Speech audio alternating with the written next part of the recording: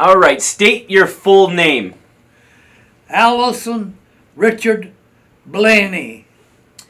And who did you serve with during World War II? I served with the 326 Airborne Medical Company. Did you take part in the invasion of Normandy? Yes, I was there in Normandy. And then we went into Holland and then into Belgium in the Battle of the Bulge. And we ended up down in the area of Berchtesgaden. What was your job, what was your task during the Normandy invasion? Most of that was just getting the victims or the wounded, getting the blood stopped for them so they could go to the aid station for more business.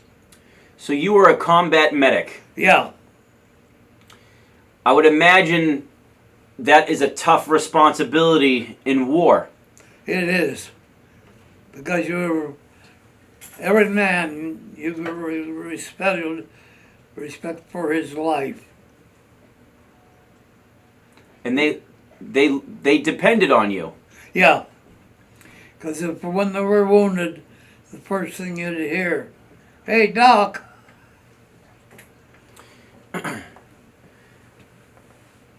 Did you treat other people besides airborne soldiers in Normandy? Oh, yeah.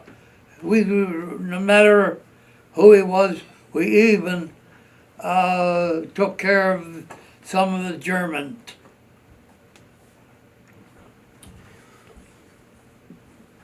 Were you a litter bearer or did you have a Jeep? I had one of the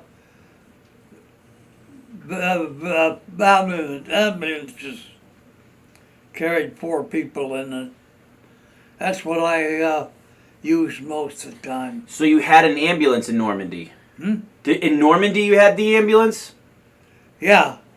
Now how did the ambulance get there? Did they put that in a glider or something, or? I don't know how they got them, to be honest, because I had gone in, and when I got to the first hospital, there were some ambulances there. Okay. Do you remember the name of that first hospital? I often hear a lot of people speak in Normandy about that hospital that got bombed. It was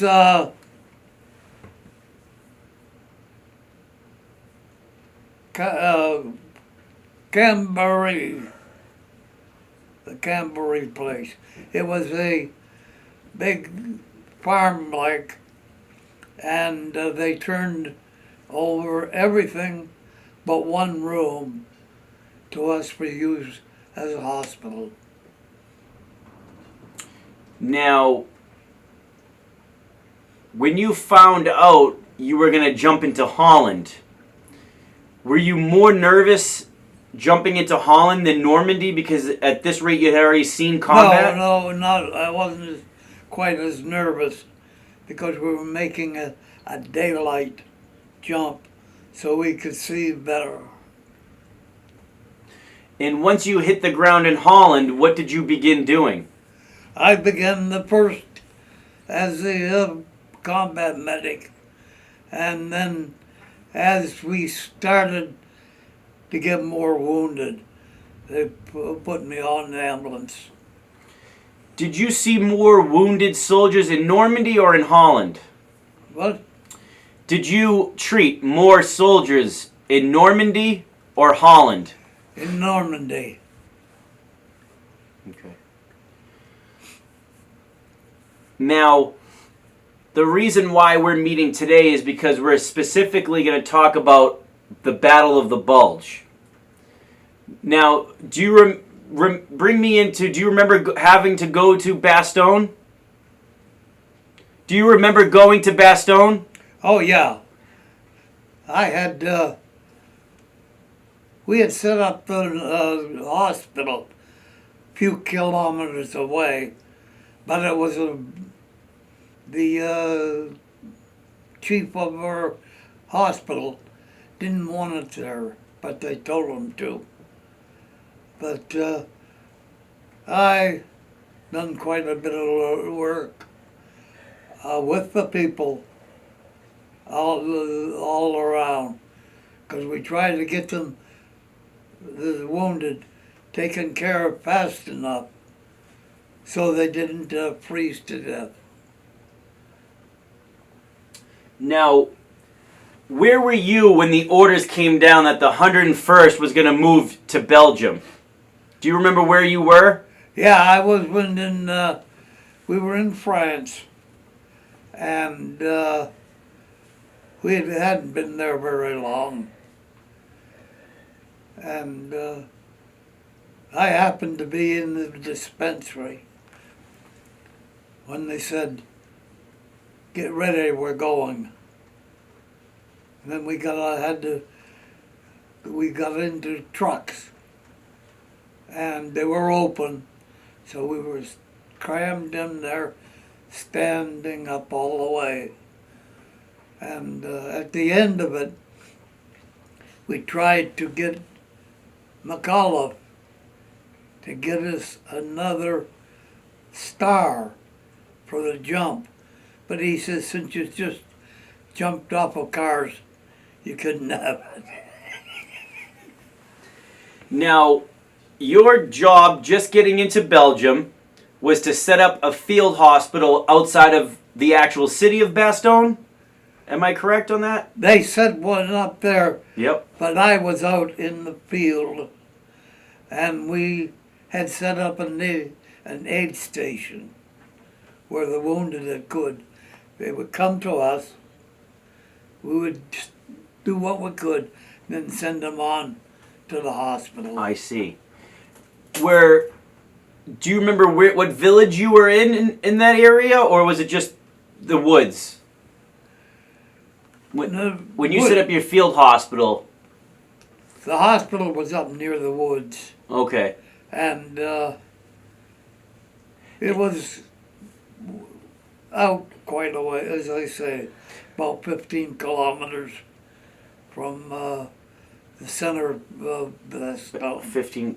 Now, it wasn't in the Boy Jack's Foxhole area, was it? Remember the foxholes we visited last year? Yeah. Was it near there? It was like that one. Okay. But they were a lot deeper because they'd done it, we dug it deeper so we could take care of the men and wouldn't have to worry about getting lead poisoning. At what time did you find out, did you know the division was surrounded? Yeah. When I was going out to the hospital, a man said, a sergeant with the ambulance, he was coming back. He said, don't go any further. And shortly after that, we found out we were surrounded. Now, you told me a story that you were out gathering casualties on your Jeep. And when you were bringing the casualties back to the hospital, you had found out the hospital had been overrun. Yeah. Tell me about that. Well, we just took them out, and the sergeant, as I said, the sergeant stopped me. He says, don't go any further. He says, I'm lucky I got out of there, because the hospital had been all over. And I understand they had killed about 18 of our medics and quite a few of the wounded that were there. And they took the rest of them, including doctors and everything, as POWs. So you were about 10 minutes away from being captured yourself. Yeah. Wow. About 10 minutes. Did you have when they stopped you in your Jeep, did you have a casualty on your Jeep? when you were heading to the field hospital and the sergeant stopped you, did you have a wounded soldier with you? Yeah, I had two stretchers on front and one on the back, and that's when I turned around. That was on a Jeep. Where did you take those men after that? I took them back into Bastogne to the hospital that was there. Did you ever see that famous African-American nurse? No, Okay. no. Now, what was the weather like during all of this? It was cold. Sometimes it was down to 20 below zero. And with probably 8 to 10 inches of snow we had to walk through. Was there ever a point that you wanted to give up during the war? Yeah, a lot of times. I wondered, why am I here? And I said, well, it was your good big mouth that got you here. But no, I tried to do the best I could. Did you have a lot of frostbite casualties? Yeah, a lot of them. Matter of fact, I had my toes frozen once. And when I went into the hospital in Bastogne, I took my boots off, and the officer said, "You're going to have your toes off." He says, "They're starting to go black, and we don't want gangrene." I said, "You're not going to cut my shoes off." He says, "Why?" I had a Luger right there, and I said, "That's going to be the answer." He said, "Okay."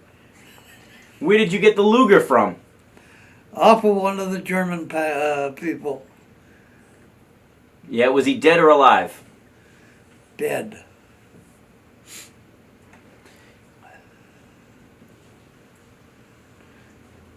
Were the casualties worse in Bastogne than in Holland? Yeah, I think so, because of the cold weather, they had frozen feet, a lot of them. Did you see a lot of men stricken with combat fatigue? No, I didn't. What were the German 88s like coming into Bastogne? Well, they were I would say, thinking they were going to take it over after we were surrounded. But after McAuliffe sent the notice of nuts back to the Germans, he went around to some of the boys and asked them what they thought of his answer. And one of the guys says, "Those poor bastards, we're gonna kill them." But the men done what they had to do to save them, to save themselves too, until Patton got up to us. Do you remember being relieved in Bastogne? Do you remember the reinforcements coming in? Yeah, I saw them when they first started coming in. How did that make you feel? Good. One of the best feelings I had for quite some time. How about do you remember the resupply in Bastogne when the air finally cleared up, the skies finally cleared up, and you guys were able to get resupplied by the C-47s? Yeah. Yeah, they dropped them in. Some of them landed, so the Germans got a hold of them, but we got mostly a lot of medic stuff and food. So you got much needed medical supplies from Yeah. that. What were the German, was there a lot of German prisoners during the Battle of the Bulge you remember seeing? No, I don't remember seeing any of them. But my wife and Joyce and I had taken a tour over, and we were at Bastogne, and I got to know this French parachute captain. And we were in a hall, and I see him on the other side, motioning for me to come over. And I see this young man standing beside him. When I got over there, he told the man who I was, and the man said, "You know, I was a medic too." And he said, "I was at one spot where you were taking care of us, and we were taking care of your men." And he thanked me, he said, "because you gave us a lot of bandage and sulfonylurea powder." But he told me, he said, "If you ever come to Germany and I find out that you're within 100 miles, he says, I'm going to come after you." Do you feel like all these nations battling coronavirus now is going to help bring us all together? I thought it brought it to big. The more we had, even with the prisoners, we figured it would be done out quicker.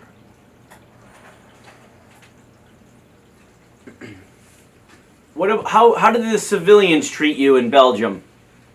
How did the civilians treat you in Belgium? Do you remember seeing? They treated us very good, and they helped us out as much as they could. And one time we needed some sheets to put on so camouflage. One lady went and got every sheet she could in the town, gave it to us. Years later, a captain got all of those sheets